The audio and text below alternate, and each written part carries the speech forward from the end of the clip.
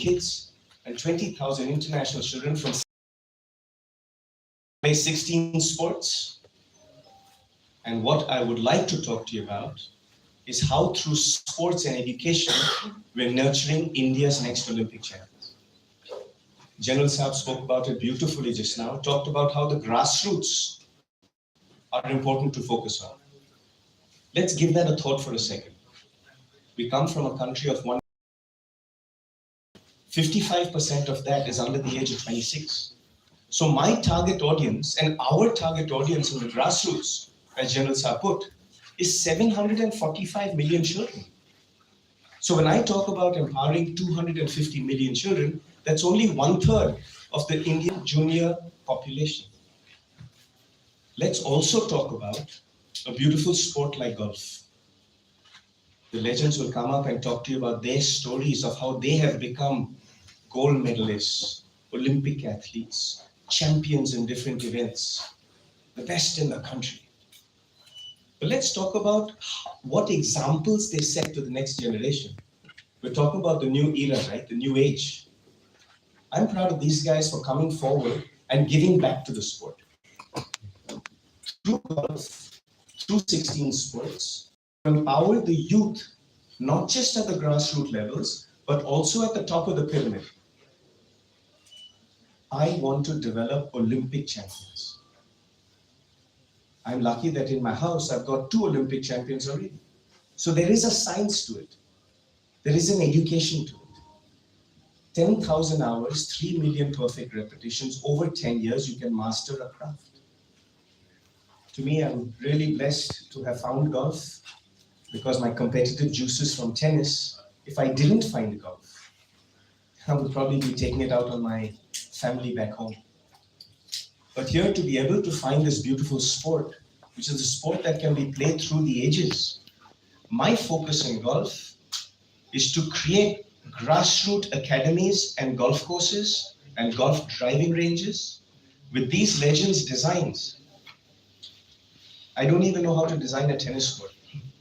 But with them, we can design golf courses, we can design driving ranges, we can design new age training methods, which coupled with my father and I sports science, where you talk about sleep patterns, you talk about diet, you talk about performance, you talk about peak performance, you talk about blood work, you talk about human genetic testing, and the list goes on and on.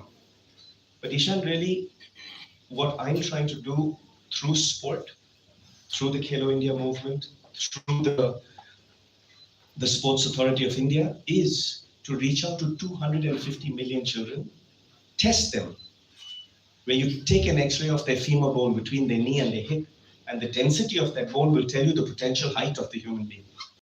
You also test their human genetic, where you do their muscle mass testing, and the muscle density of that human being will tell you the potential power of that human being. So hence you give the children an enhanced advantage by testing them at the age of 3, 4, 5, 6, 7. So then you can put them into the disciplines that they can do good in. Now let's say, for example, someone is not born to an Olympic mother, or not born to an Olympic father, or not born to a track and field great. What if someone does not have the bone density or the muscle density? They maybe cannot be an athlete, they don't have the athletic power, but they have the buddhi, they have the brains, they have the dhanda, the business acumen. Maybe they can go on to run BCCI and govern the sport. Sports ecosystem, it's not just producing great champions in the playing field. It's about creating an ecosystem where you need coaches, you need sports science, you need governance, you need sports management. So if you look at the entirety of India as a whole, I'm looking to develop the Olympic movement through the country, through all the Olympics. Super. I think that honestly is a good initiative that you've taken. Thank you, Leander.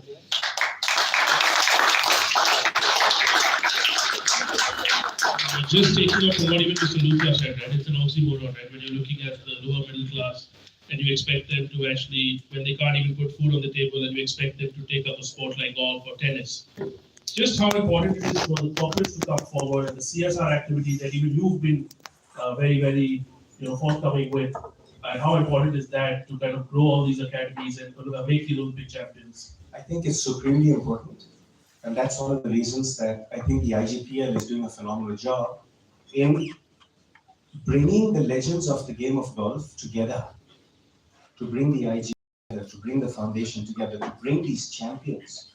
I mean, I'm looking in front of me, and these are guys I love watching and learning from. Because not only are they great golfers, they're great guys. And in that, you all are great role models for the community. And the fact that you all are here giving back to the community, you have my utmost respect. The corporates coming forward is why I respect the IGPL and all its franchisee owners, all its business partners, because they come from different diverse walks of life. It's another thing that most of them are from South India. We got to change that a bit. But the fact that they come from different diverse walks of life means they are invested in not just golf. To be able to partner the IGPL and create state-of-the-art driving ranges, to create with you the help state-of-the-art golf courses designed by these cats. Give them the reverence of their names on it. Put the IGPL name on it. Where the corporate coming into the sport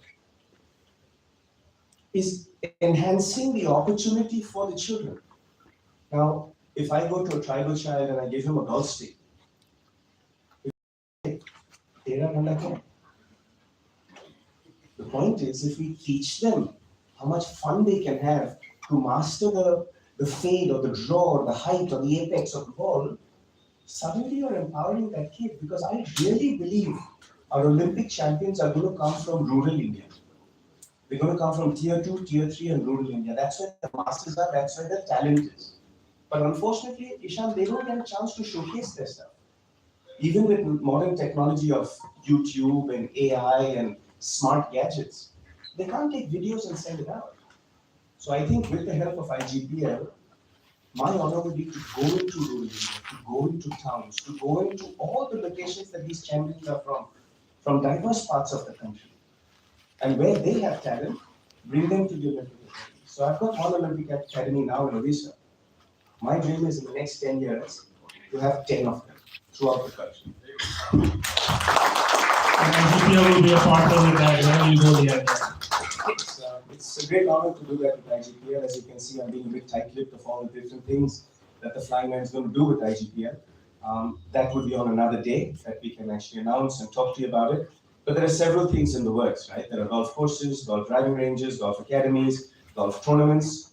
But most importantly, that I'm looking forward to is to celebrate all these champions. Because without them, I wouldn't be. And because of you, the next generation will be developed.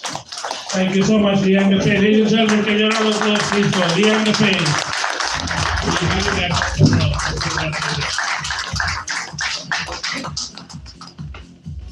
We'll bring him back on, don't worry.